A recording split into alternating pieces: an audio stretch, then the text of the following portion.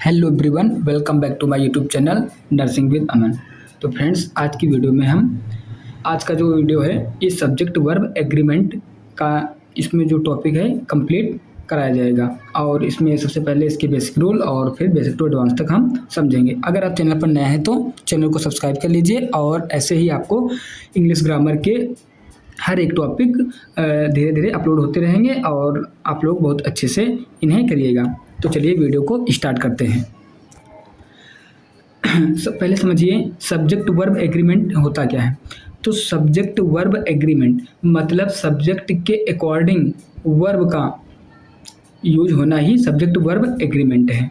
तो subject verb agreement का सीधा सा अर्थ है वाक्य के सब्जेक्ट मतलब कर्ता के अनुसार, नंबर मतलब सिंगुलर या प्लूरल। नंबर टू टाइप्स होते हैं, सिंगुलर और प्लूरल के अनुसार ही वर्ब का जो है प्रयोग किया जाना चाहिए। तो ये हुआ हमारा सब्जेक्ट वर्ब एग्रीमेंट का मतलब। पहले इसको थोड़ा बेसिक रूल समझेंगे, अब फिर इसके नेक्स्ट रूल समझेंगे। ऐसे समझिए जैसे ये लिखा है सिंगुलर सब्जेक्ट। तो जब सिंगुलर सब्जेक्ट है तो सिंगुलर सब्जेक्ट के साथ हम सिंगुलर वर्ब का ही यूज करेंगे, यही सब्जेक्ट वर्ब एग्रीमेंट है। नेक्स्ट समझिए प्लूरल सब्जेक्ट।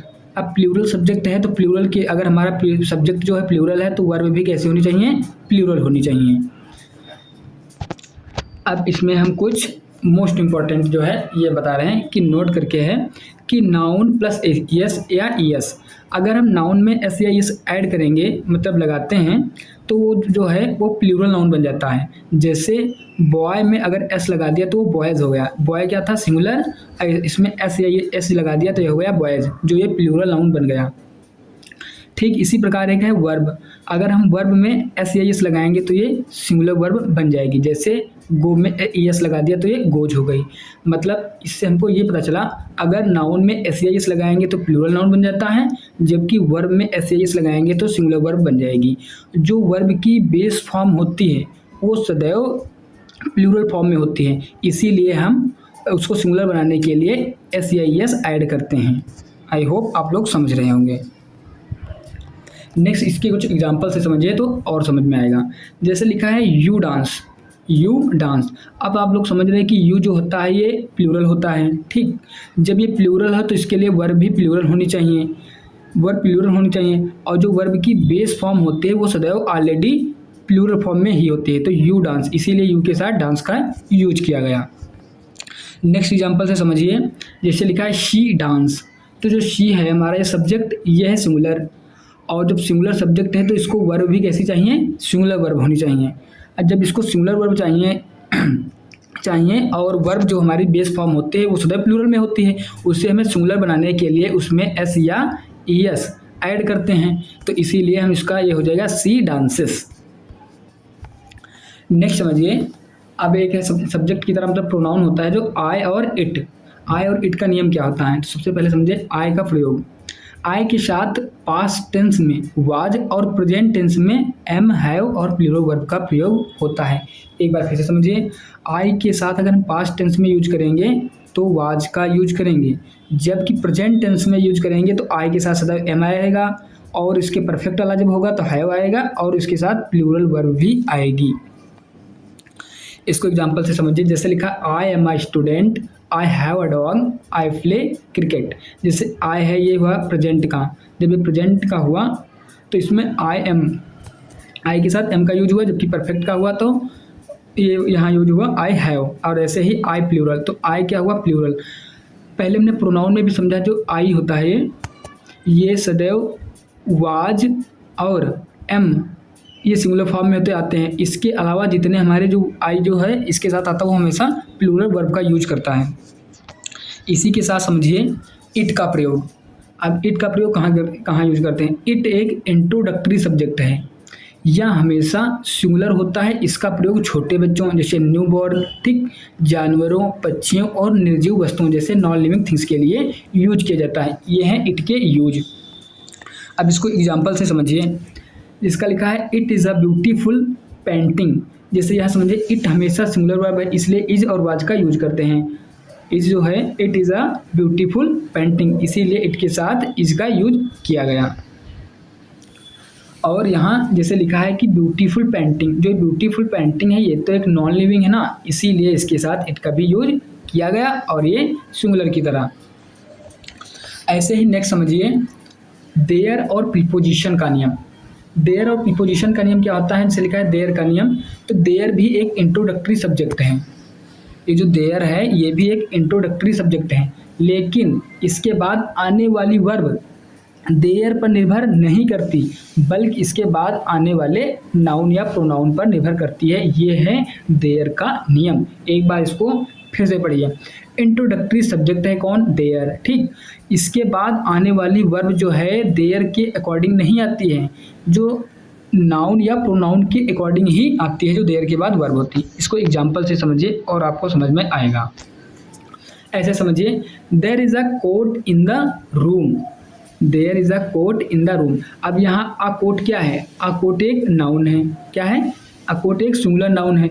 जब ये सिंगुलर नाउन है इसीलिए इसके साथ वर्ब जो है सिंगुलर वर्ब का यूज किया गया, तो इसीलिए जो देयर है देयर के साथ जो वर्ब यूज होती है उसके वर्ब के पास वाले सब्जेक्ट के अकॉर्डिंग ही आती है, इसीलिए अ कोट एक क्या हुआ, सिंगुलर नाउन, इसीलिए वहाँ वर्ब भी एक सिंगुलर यूज हुई। ऐसे ही नेक्स्ट समझिए, नेक्स्ट है there are two coats in the room. यहाँ कह रहा है यहाँ वर्ब के बाद टू कोट्स प्लूरल इसलिए आ रहा है, मतलब यहाँ लिखा है टू कोट्स।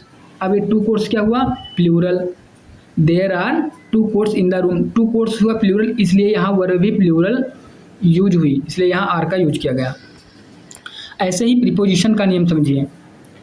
प्रीपोजिशन का नियम वाक्य में वर्ब हमेशा मुख्य सब्जेक्ट के अनुसार आती है, ना कि प्रीपोजिशन के ऑब्जेक्ट के अनुसार आती है। इसको समझिए कि जो वाक्य में वर्ब है हमेशा उस सब्जेक्ट के अकॉर्डिंग आती है, और जबकि ना कि कह रहा है कि प्रीपोजिशन के वर्ब के अकॉर्डिंग। जो प्रीपोजिशन है, प्रीपोजिशन के बाद जस्ट वाला जो होता है वो हमेशा ऑब्जेक्टिव फॉर्म में होता है, ये हमने प्रोनाउन में भी अच्छे से सीखा था। एक बार दोबारा यहाँ से फिर से समझिए। लिखा है knowledge of at least to languages is required, ठीक। तो ये ऑफ हमारा है प्रीपोजिशन, ऑफ क्या है, प्रीपोजिशन। और प्रीपोजिशन के जस्ट बाद ये जो है ये क्या होता है, इसका ऑब्जेक्टिव फॉर्म होता है। ये है इसका जो है ये ऑब्जेक्ट है, तो यहाँ सब्जेक्ट जो है, जो इसकी जो वर्ब है ये इज, ये नॉलेज के अकॉर्डिंग आएगी, जबकि नॉलेज एक अनकाउंटेबल नाउन है और जो अनकाउंटेबल नाउन होते हैं वो सदैव सिंगुलर होते हैं, इसलिए यहाँ वर्ब सिंगुलर यूज की गई। आई होप आप लोग बहुत अच्छे से समझ रहे होंगे। नेक्स्ट समझिए, जब दो सब्जेक्ट, कह रहा है जब दो सब्जेक्ट एंड से जुड़े हों, ये सब्जेक्ट वर्ब एग्रीमेंट है, उसी के अकॉर्डिंग इसका नेक्स्ट रूल है। कह रहा है जब दो सब्जेक्ट एंड से जुड़े हों तो इसके दो नियम हैं। इसका नियम नंबर एक है जो ए है वो पेयर वर्ड्स वाले हैं। अगर दो सब्जेक्ट एंड से जुड़े हैं और वो जो एक यूनिट मतलब एक पेयर की तरह वर्क कर रहे हैं तो उनके अनुसार वर्क कैसे आएगी, जब दो नाउन एंड से जुड़कर एक ही वर्ब मतलब एक ही जोड़ी मतलब एक ही पेयर या एक ही यूनिट को मतलब जो डिनोट करते हैं वहाँ सिंगुलर वर्ब का यूज किया जाता है। जैसे समझिए bread and butter is a healthy breakfast. तो यहाँ जो ब्रेड एंड बटर है एक यूनिट की तरह मतलब आप पेयर की तरह यूज किया गया, इसीलिए यहाँ वर्ब जो है सिंगुलर यूज हुई, इसीलिए यहाँ ब्रेड एंड बटर के साथ इसका यूज किया गया। इसी के साथ इसका दूसरा नियम समझिए, नियम नंबर बी है अलग अलग वस्तुओं के लिए अगर वही शब्द अलग अलग बेचे या दिखाए जाएं मतलब डिवाइड अगर हो जाएं तो उनके अनुसार जो है वर्ब जो है प्लूरल वर्ब का यूज किया जाएगा। अब इसको एग्जांपल से समझिए, bread and butter are sold here. यहाँ जो ब्रेड एंड बटर हैं ये अलग अलग डिवाइड कर दिए गए, क्यों कह रहे हैं यहाँ ब्रेड और बटर दो अलग अलग वस्तुओं के रूप में बेचे जा रहे हैं, इसलिए आर का यूज हुआ। वहाँ क्या था, ब्रेड एंड बटर एक पेयर की तरह यूज कर रहे थे तो वहाँ वर्ब क्या आया था, सिंगुलर। जबकि यहाँ ब्रेड एंड बटर जो है वो अलग अलग डिनोट कर रहे हैं कि मतलब अलग अलग बेचे जा रहे हैं, तो यहाँ वर्ब जो है प्लूरल आर का यूज किया गया। ऐसे एक इसका नियम नंबर सी है कि डिटर्मिनर। अब ये डिटर्मिनर कौन से होते हैं, आर्टिकल और पजेसिव प्रोनाउन। आर्टिकल जैसे ए एन द और पजेसिव प्रोनाउन का यूज हम डिटर्मिनर मतलब डिटर्मिनर के अकॉर्डिंग ये आते हैं। इसमें कह रहा है कि एक डिटर्मिनर एक व्यक्ति या वस्तु सिंगुलर वर्ब का यूज कर, अगर मतलब एक डिटर्मिनर आया है तो एक वस्तु या उसको मतलब डिनोट करेगा। जैसे लिखा है my brother and friend is coming, तो यहाँ अब यहाँ जो है माय ब्रदर एंड फ्रेंड, यहाँ इसके पहले ब्रदर और एंड, तो ब्रदर के पहले यहाँ पजेसिव प्रोनाउन का यूज किया गया है। जो एक जो होता है यहाँ क्या लिखा है, एक डिटर्मिनर जो एक व्यक्ति या वस्तु को ही यूज करता है। जैसे क्या है my brother and friend is coming, जो मेरा भाई है वही मेरा ही दोस्त है। यहाँ जो ब्रदर एंड फ्रेंड है वो एक ही दोनों है, इसलिए वर्ब जो है सिंगुलर का यूज किया गया। ठीक इसी प्रकार समझिए अगर दो डिटर्मिनर आए तो दो अलग अलग व्यक्ति या वस्तुओं को वह डिनोट करेंगे। जैसे समझिए लिखा है my brother and my friend, यहाँ क्या है my brother and my friend, तो यहाँ भी माय का यूज किया गया और यहाँ भी माय का यूज किया गया। जो ये अलग अलग को दिखाना है कि जो माय ब्रदर एंड जो मेरा भाई है और जो मेरा दोस्त है वो दो अलग अलग मतलब डिवाइड हो रहे हैं, वो अलग अलग दोनों को बता रहे हैं, इसलिए यहाँ वर्ब जो है प्लूरल वर्ब का यूज किया गया। नेक्स्ट समझिए नियम नंबर 5 है हम इधर are neither nor not only but also और नॉर का यूज। वैसे इसमें से जो सब्जेक्ट वर्ब एग्रीमेंट के जो रूल जो रहता है ये चैप्टर ये हर एक लेसन में रहता है। जैसे इसको हम प्रोनाउन में भी है इधर आर नीदर नॉर और नॉट ओनली बट आल्सो और नॉर हम पढ़े थे, लेकिन एक बार फिर से दोबारा यहाँ पढ़िए। नेक्स्ट है कह रहा है कि जब दो सब्जेक्ट्स इन शब्दों से जुड़े हों, कौन कौन से, इधर आर नीदर नॉर और नॉट ओनली बट आल्सो ये शब्द हों, तो वर्ब हमेशा अपने सबसे पास वाले मतलब नियरेस्ट सब्जेक्ट के अनुसार आती है। जैसे समझिए लिखा है neither Rita nor her parents are happy with me, तो ये वहाँ ये वर्ब क्या हुई आर, तो इसके दो सब्जेक्ट हुए क्या है नीदर और नॉर से ऐड हैं। ठीक इसका नियरेस्ट कौन सा सब्जेक्ट हुआ हर पेरेंट्स। अब हर पेरेंट्स जो इसका क्या है ये हुआ प्लूरल। अब जब ये प्लूरल हुआ तो इसीलिए वर्ब जो यहाँ आई ये सिंगुलर यूज की गई। इसका एक्सप्लेनेशन समझिए वर्ब के सबसे पास वाला सब्जेक्ट कौन था हर पेरेंट्स जो प्लूरल है, इसीलिए प्लूरल वर्ब आर का यूज किया गया। नेक्स्ट समझिए इधर यू और he was running in the field. अब इसके देखो इधर और से ऐड है, इसमें दो सब्जेक्ट हैं यू एक है और ही है। अब इसमें वर्ब के पास नज़दीक कौन सा ये वाला है, ये जो ही है, तो ही क्या एक सिंगुलर है, जब ही एक सिंगुलर है तो वर्ब यहाँ भी एक सिंगुलर वर्ब का यूज किया गया, इसलिए लिखा है इधर यू और he was running in the field. Next है रूल, नेक्स्ट रूल है 6 as well as along with, together with और due to, और इसके अलावा मतलब और भी होते हैं।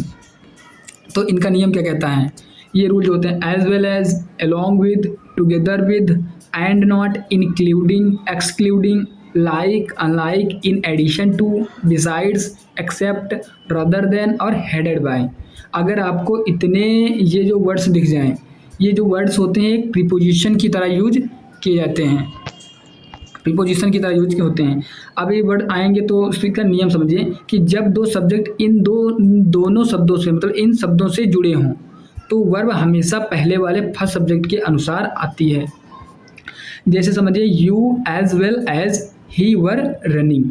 अब समझिए ये यहाँ क्या है एज वेल एज। अब यहाँ इसका एक सब्जेक्ट ये हुआ यू और दूसरा सब्जेक्ट हुआ ही। जो ये एज वेल एज है ये एक प्रीपोजिशन की तरह यूज होता है, और जो प्रीपोजिशन होता है अपने पीछे हमेशा ऑब्जेक्ट का यूज करता है, मतलब ऑब्जेक्ट लेता है। तो वर्ब सब्जेक्ट किसके अकॉर्डिंग आती है सब्जेक्ट के अकॉर्डिंग, और सब्जेक्ट हमारा क्या है यू जो है एक प्लूरल है, यू क्या एक प्लूरल, इसीलिए वर्ब यहाँ प्लूरल वर्ब का यूज किया गया। आप इसको ऐसे भी समझ सकते हैं या तो ऐसे ही समझ लें कि आपको ये जो वर्ड इतने दिख जाएं as well as, along with, together with, and not, including, excluding, like, unlike, in addition to, besides, except, rather than, headed by। इतने वर्ड्स आपको ये दिख जाएं तो समझ लेना यहाँ जो वर्ब आएगी वो सब्जेक्ट 1 के अकॉर्डिंग आएगी। आप दोनों तरह से ही समझ सकते हैं। अब इसका नेक्स्ट समझिए रूल नंबर सिलेक्शन का नियम। अब सिलेक्शन में मतलब कौन कौन सी जो यूज किए जाते हैं, सिलेक्शन में हम वन ऑफ, ईच ऑफ और नन ऑफ का यूज करते हैं सिलेक्शन ऑफ में। तो इसका रूल पहले समझिए, इसका रूल है वन ऑफ, ईच ऑफ और neither of, either of, none of, के बाद हमेशा प्लूरल काउंटेबल नाउन आता है। क्योंकि अब ये क्यों क्या था, ये क्यों मतलब आता है तो सुनिए। चुनाव हमेशा बहुतों में से होता है। अगर आपको कोई चीज़ सिलेक्ट करनी है तो एक में से थोड़ा ना सिलेक्ट करोगे, जब ज़्यादा चीज़ें होंगी तभी तो सिलेक्ट करोगे। इसीलिए कह रहा है कि one of, each of, neither of और इधर ऑफ। नन ऑफ के बाद हमेशा प्लूरल काउंटेबल नाउन का मतलब नाउन ही आना ये फिक्स है, लेकिन इनके साथ वर्ब हमेशा सिंगुलर आती है। One of, each of, neither of, either of और नन ऑफ के बाद जो प्रोनाउन आएगा वो कैसे मतलब जो नाउन आएगा वो प्लूरल काउंटेबल होगा, और जबकि वर्ब आएगी सिंगुलर के अकॉर्डिंग आएगी। अब क्यों आएगी, क्योंकि ये एक ज़्यादा में से एक को डिनोट करेंगे, इसलिए कि वन ऑफ, उसके बाद प्लूरल होगा one of, each of, neither of. ये जो है मतलब ज़्यादा में से एक को डिनोट करेंगे, इसीलिए वर्ब जो है सिंगुलर आएगी। इसको एग्जाम्पल से समझिए। लिखा है one of the boys is missing. अब क्या लिखा था कि वन ऑफ, इधर ऑफ, नीदर ऑफ, उसके बाद नाउन कैसा आएगा, प्लूरल आएगा और वो भी काउंटेबल होगा। तो ये प्लूरल काउंटेबल हुआ, लेकिन वर्ब कैसे आएगी, सिंगुलर आएगी। अब वर्ब सिंगुलर क्यों आई, क्योंकि कह रहा है वन ऑफ द बॉयज, कि मतलब उन लड़कों में से ज़्यादा में से एक की बात की गई है। जब एक की बात की गई है तो वहाँ सब्जेक्ट कौन सा हुआ, सिंगुलर, और जो वर्ब हुआ सिंगुलर, तो यहाँ वर्ब जो है ये सिंगुलर ही वर्ब का यूज किया गया। अब इसे एक्सप्लेन समझिए। बॉयज़ क्या है, प्लूरल नाउन है, ठीक, में से एक वन की बात की, मतलब बॉयज़ में से वन की बात की गई, इसलिए सब्जेक्ट वन होने के कारण वर्ब इज सिंगुलर आएगी। नेक्स्ट समझिए, इसी के साथ इसका कुछ अपवाद भी है। इसका गलत यूज किस तरह से करते हैं कि वन ऑफ द वाटर, अगर वन ऑफ के बाद द वाटर का यूज हम नहीं कर सकते, ये बोलना गलत है, क्योंकि वाटर एक अनकाउंटेबल नाउन है, और जबकि हमने क्या पढ़ा है कि वन ऑफ के बाद जो नाउन आएगा वो हमेशा प्लूरल काउंटेबल होगा। कैसा होगा, प्लूरल काउंटेबल। और जबकि यहाँ वन ऑफ के बाद द वाटर है, ये अनकाउंटेबल है, जो हम वन ऑफ के बाद द वाटर का यूज नहीं कर सकते। ऐसे ही वन ऑफ द बॉय बोलना भी गलत है, क्योंकि यहाँ प्लूरल बॉयज होना चाहिए, क्योंकि हम सिलेक्शन कर रहे हैं और सिलेक्शन होने के लिए ज़्यादा में से एक को करते हैं, इसलिए वन ऑफ द बॉय नहीं, वन ऑफ द बॉयज होना चाहिए। आई होप आप लोगों को बहुत अच्छा समझ आ रहा होगा। अगर आप लोगों को बहुत अच्छा समझ में आ रहा है तो वीडियो को लाइक जरूर कर दें और कमेंट करके जरूर बताया करें कि वीडियो कैसी लगी। नेक्स्ट समझिए, uncountable noun versus countable noun, ये दोनों एक साथ। इसी के साथ कौन कौन से होते हैं, ऑल, सम और मोस्ट। ऑल, सम, मोस्ट का रूल समझेंगे। कह रहा है all, some, most, plenty of, lots of, a lot of के बाद यदि काउंटेबल नाउन हो तो सिंगुलर वर्ब आएगी। ये आप लोगों को बहुत अच्छे से समझना होगा। कह रहा है कि ऑल आ जाए, अगर आपको सेंटेंस में ऑल दिख जाए, सम हो जाए, must, plenty of, lots of, a lot of के बाद यदि अनकाउंटेबल नाउन हो तो वर्ब सिंगुलर आएगी। यदि प्लूरल काउंटेबल नाउन हो तो वर्ब प्लूरल वर्ब का यूज किया जाएगा। इसको एग्जाम्पल से समझिए, तभी आपको समझ में आएगा।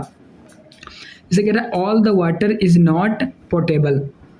अब यहाँ क्या लिखा है, ऑल द वाटर। अब ऑल के बाद द वाटर आया। अब ये जो वाटर है कैसा है, अनकाउंटेबल है, और हमने नाउन में पढ़ा है कि अनकाउंटेबल क्या होते हैं, वो सदैव सिंगुलर होते हैं। अनकाउंटेबल क्या होते हैं, सिंगुलर, इसलिए वर्ब किसका यूज हुआ, सिंगुलर वर्ब का यूज है। यही हमने रूल में पढ़ा है क्या, कि all, some, most, plenty of और लॉट्स ऑफ, अलॉट ऑफ के बाद अगर आपको उनके बाद मतलब ऑल के बाद अगर जस्ट तुमको अनकाउंटेबल नाउन दिख जाए तो तुरंत वर्ब वहाँ सिंगुलर यूज करना। ठीक उसी प्रकार अगर वर्ब वहाँ जो नाउन होगा वो प्लूरल काउंटेबल होगा तो वर्ब भी प्लूरल वर्ब आएगी। इसका सेकेंड समझिए एग्जांपल कि all the rupees were stolen. अब यहाँ ऑल द रुपीज़, इसको समझिए, ऑल द रुपीज़। अब द रुपीज़ क्या हुआ, ये द रुपीज़ जो हुआ प्लूरल हुआ, कौन सा, प्लूरल काउंटेबल। अब जब ये प्लूरल काउंटेबल हुआ तो वर्ब भी कैसी आएगी, प्लूरल वर्ब का ही यूज किया जाएगा क्योंकि हमने ये भी रूल में समझा है। इसी प्रकार इसका एग्जांपल नंबर 3 को समझिए कि some of the milk is sure. अब कह रहा है सम आ जाए, और ये क्या है, इसको एक तरह से ऐसे समझिए, सम ऑफ द मिल्क। अब सम ऑफ के बाद द मिल्क क्या हुआ, अनकाउंटेबल हुआ। जब अनकाउंटेबल हुआ, अनकाउंटेबल क्या होते हैं, सिंगुलर होते हैं, तो इसीलिए वर्ब जो है सिंगुलर वर्ब का यूज किया गया। इसी के साथ समझिए रूल नंबर 9 है, मेनी और मोर देन के विशेष कुछ नियम होते हैं कि more than one plus singular noun और सिंगुलर वर्ब। अगर मतलब दिया है मोर देन वन, मोर, इसको मतलब ये स्ट्रक्चर इसका है, आप स्ट्रक्चर को याद करना पड़ेगा कि मोर देन वन के बाद तुरंत सिंगुलर नाउन का यूज किया जाता है, और अगर मोर देन वर्ब के बाद सिंगुलर नाउन का यूज किया जाता है, और वर्ब भी कैसे आते हैं, सिंगुलर वर्ब। इसको एग्जांपल से समझिए, जैसे लिखा है more than one boy is missing, तो कह रहा है मोर देन, अब मोर देन के बाद वन बॉय आया, कैसा आया, सिंगुलर। मोर देन के बाद, मोर देन वन के बाद वर्ब जो नाउन हमारा आएगा सिंगुलर आएगा, और वर्ब भी कैसे आएगी, सिंगुलर आएगी, इसीलिए more than one boy is missing. Sentence जो है बिल्कुल सही है। ठीक इसी प्रकार इसका दूसरा रूल समझिए, अगर दिख जाए आपको मोर देन 2, 3, 4, 5 अगर दिख जाए, पहले क्या था कि मोर देन वन, उसके बाद सिंगुलर नाउन और वर्ब भी सिंगुलर। ठीक इसी प्रकार इसको समझिए, मोर देन 2, 3, मतलब आपको ऐसे ही नंबर दिख जाए प्लूरल है, मोर देन 2, 3, 4, 5, तो उसके बाद आप हमेशा प्लूरल नाउन का यूज करना। ठीक, मतलब प्लूरल नाउन का यूज होता है और वर्ब भी प्लूरल आती है। एग्जाम्पल से समझिए कि मोर देन 2 बॉयज़, क्योंकि यहाँ 2 बॉयज़ की बात हुई ना, more than 2 boys, more than 2 हुआ, और लेकिन जब ये 2 हुआ तो इसीलिए यहाँ वर्ब जो हमारा नाउन हुआ प्लूरल हुआ। अब जब ये प्लूरल हुआ तो इसीलिए वर्ब यहाँ आर का यूज किया गया। इसी प्रकार इसका है मोर का थर्ड रूल है कि more plus plural noun plus than one और प्लूरल वर्ब, कि मतलब मोर अगर दिया है कि मोर के जस्ट बाद कैसा आएगा, प्लूरल नाउन आएगा। अगर जब इधर प्लूरल नाउन आया तो तुरंत उसके बाद देन वन और उसका वर्ब जो अकॉर्डिंग जो है प्लूरल वर्ब का यूज किया जाएगा। जैसे समझिए कि more boys than one are missing, कि मोर बॉयज़, आप समझिए क्या लिखा है कि मोर बॉयज़ के प्लूरल नाउन का यूज करेंगे। ठीक उसी प्रकार मोर के बाद प्लूरल नाउन का यूज किया गया। ठीक उसके बाद देन वन इसका यूज किया गया, और जब इसका यूज किया गया इसीलिए वर्ब जो यहाँ सिंगुलर आई। अब इसी के साथ समझिए मेनी का, कि मेनी आ अगर आ जाए, मेनी आ प्लस सिंगुलर नाउन और सिंगुलर वर्ब। अगर आपको सेंटेंस में दिख जाए मेनी आ, अगर मेनी आ दिख जाए उसके बाद सिंगुलर नाउन का ही यूज किया जाता है, और जब यहाँ सिंगुलर नाउन का यूज किया जाता है तो वर्ब भी सिंगुलर वर्ब का यूज किया जाएगा। इसको एग्जाम्पल से समझिए, many a boy is missing. अब कह रहा है मेनी आ बॉय, तो मेनी के बाद मेनी आ के बाद बॉय कैसा आया, सिंगुलर। जब ये बॉय जो मतलब सिंगुलर नाउन है इसीलिए वर्ब भी सिंगुलर वर्ब का यूज किया गया। ऐसे ही समझिए कि मेनी के बाद प्लूरल नाउन, अगर मेनी के जस्ट बाद आ का यूज ना हो, अगर मेनी के बाद जस्ट आ का यूज किया जाएगा तो वहाँ वर्ब जो हमारा नाउन होगा सिंगुलर होगा, वर्ब भी हमारी सिंगुलर होगी। ठीक इसी प्रकार का विपरीत इसका है कि मेनी के बाद अगर आ इसका यूज नहीं किया गया तो प्लूरल नाउन का यूज किया जाएगा, और जब यहाँ प्लूरल नाउन का यूज किया जाएगा तो वर्ब भी प्लूरल वर्ब आएगी।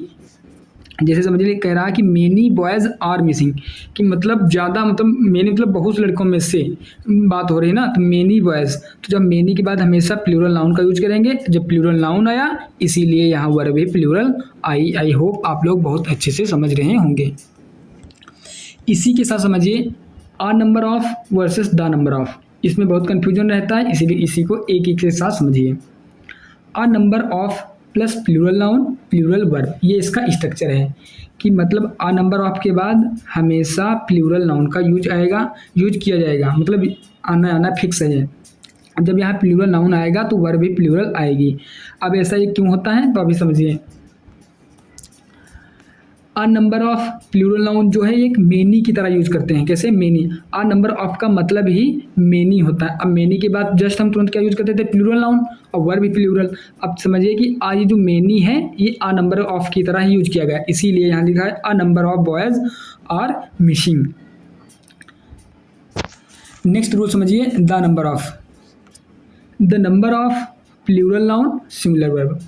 अब यहाँ क्या देगा कि अगर आपको सेंटेंस में द नंबर ऑफ दिख जाए तो उसके जस्ट बाद हमेशा नाउन आएगा, वो प्लूरल नाउन आएगा, और जब द नंबर ऑफ के बाद प्लूरल नाउन आएगा तो वर्ब भी सिंगुलर वर्ब यूज किया जाएगा।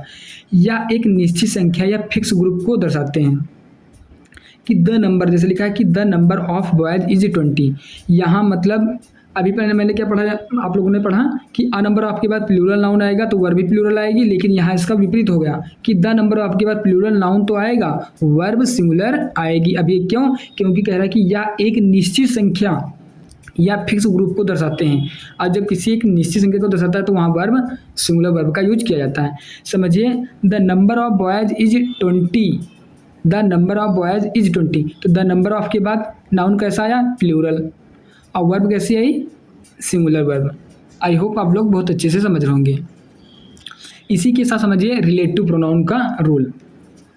अब ये रिलेटिव प्रोनाउन कौन से होते हैं? Who, which, that. इसको आप लोगों ने प्रोनाउन के चैप्टर में बहुत अच्छे से पढ़ा, एक बार यहाँ फिर से पढ़िए और आप लोगों का रिवाइज हो जाएगा। कह रहा है कि रिलेटिव प्रोनाउन के बाद आने वाली वर्ब उससे ठीक पहले आने वाले शब्द एंटीसीडेंट के अनुसार तय होती है। अब रिलेटिव प्रोनाउन कौन है? Who, which, that. इस रूल को दोबारा फिर से पढ़िए तो और अच्छे से समझ आएगा। रिलेटिव प्रोनाउन के बाद आने वाली वर्ब जो है उससे ठीक पहले आने वाले एंटीसीडेंट मतलब जो नाउन या सब्जेक्ट की तरह यूज होता है उसके अनुसार आएगी। ऐसे समझिए, this is the girl who is very honest. अब ये यहाँ जो हमारा रिलेटिव प्रोनाउन क्या है? हु। अब इसके पहले क्या आया? द गर्ल यूज हुआ। अब ये द गर्ल क्या है? जो द गर्ल है इससे सिंगुलर है। जब ये सिंगुलर हुई तो वर्ब यहाँ कैसा आया? जो जहाँ वर्ब का यूज जो है सिंगुलर वर्ब का यूज किया गया, इसीलिए this is the girl who is very honest. Next example समझिए, दीज आर द एप्पल्स। ये लो आप लोग तो समझ ही रहेंगे कि दीज प्लूरल होगा, जब ये प्लूरल होगा तो वर्ब भी प्लूरल आएगी, लेकिन बात यहाँ रिलेटिव प्रोनाउन और इसकी इन तीनों की हो रही है। हु के बाद जस्ट क्या आया? The girls. अब ये द गर्ल्स क्या है? ये प्रोनाउन है, ये मतलब प्लूरल है। अब जब ये प्लूरल है तो इसीलिए वर्ब यहाँ प्लूरल वर्ब का यूज किया गया। इसी के साथ समझिए वन ऑफ द के साथ रिलेटिव प्रोनाउन। अगर वन ऑफ द के साथ अगर रिलेटिव प्रोनाउन हो जाए तब क्या करेंगे? इसके जो हैं केस ABC 3 तक हैं। पहले केस नंबर ए समझिए, जैसे लिखा है Arjun is one of the students who do their work daily. अब आप लोग समझिए कि हु, अब हु क्या है? ये रिलेटिव प्रोनाउन है और रूल भी कह रहा है कि वन ऑफ द के साथ अगर रिलेटिव प्रोनाउन आ जाए तो वन ऑफ द स्टूडेंट्स के साथ क्या आया? हु आया। अब समझिए हु के जस्ट बाद क्या है? ये इसके अकॉर्डिंग जो है वर्ब आती है कि वन ऑफ द स्टूडेंट्स मतलब ऑफ द स्टूडेंट्स मतलब उन छात्रों में से अर्जुन एक की बात की गई है। मतलब यहाँ छात्र कितने हैं? प्लूरल। जब यहाँ स्टूडेंट्स प्लूरल हैं तो वर्ब भी प्लूरल वर्ब का यूज किया गया, इसीलिए डू वर्ब सही आई। अब इसी के साथ समझिए इसका case number B. Case number B है कि Arjun is the only one of the students that does his work daily. पहले एग्जाम्पल से समझिए, इसमें लिखा है द ओनली वन। अब यहाँ रिलेटिव प्रोनाउन कौन सा हुआ? रिलेटिव जो प्रोनाउन है दैट आया। जब वाक्य में द ओनली वन आ जाए तो इसका मतलब एकमात्र होता है, तब आगे जो हमेशा वर्ब आएगी सिंगुलर वर्ब का यूज किया गया कि Arjun is the only one of the students. मतलब अर्जुन जो है उन छात्रों में से मतलब एक की बात की, ओनली अर्जुन की बात की गई है। जब यहाँ अर्जुन की बात की गई, जो अर्जुन है ये एक सिंगुलर है, इसीलिए वर्ब यहाँ डज का यूज किया गया। नेक्स्ट है रूल नंबर 11। अगर निश्चित राशि दूरी या मात्रा हो, मतलब जैसे फिक्स्ड अमाउंट या डिस्टेंस की बात की जाए तब वर्ब किसी यूज किया जाएगा।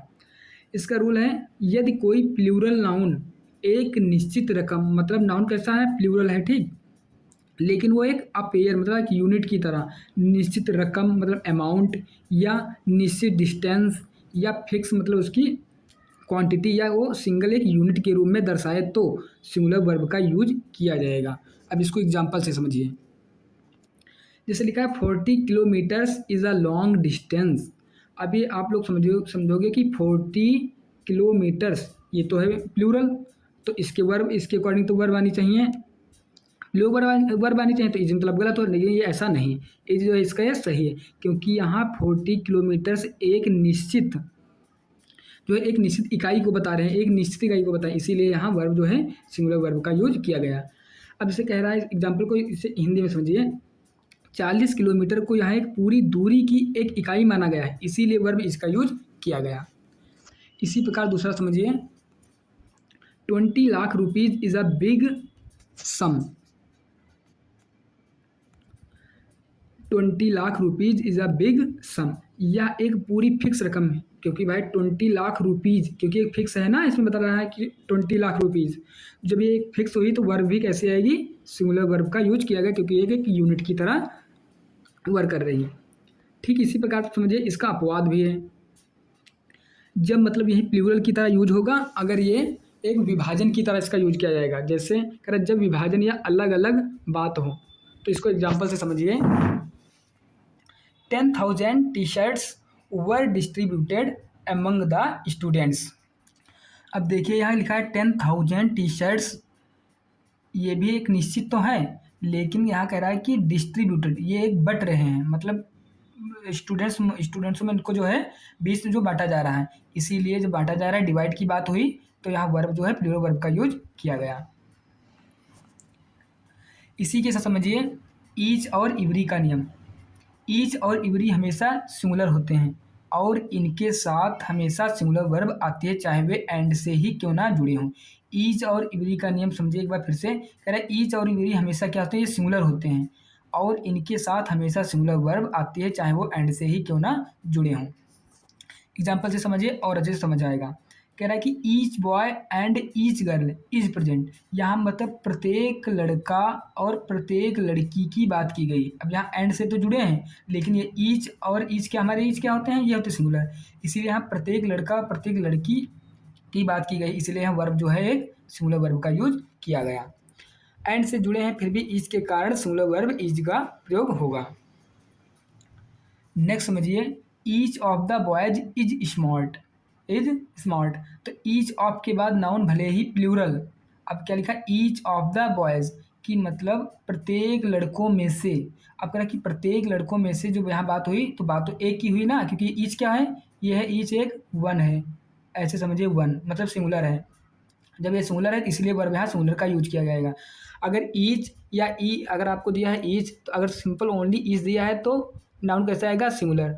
अगर ईच ऑफ के अगर ईच दिया है, इसके जस्ट बाद ऑफ भी दिया है तो उसके बाद प्लूरल नाउन का यूज होगा, लेकिन वर्ब हमेशा सिंगुलर यूज किया जाएगा, इसका मतलब ये है।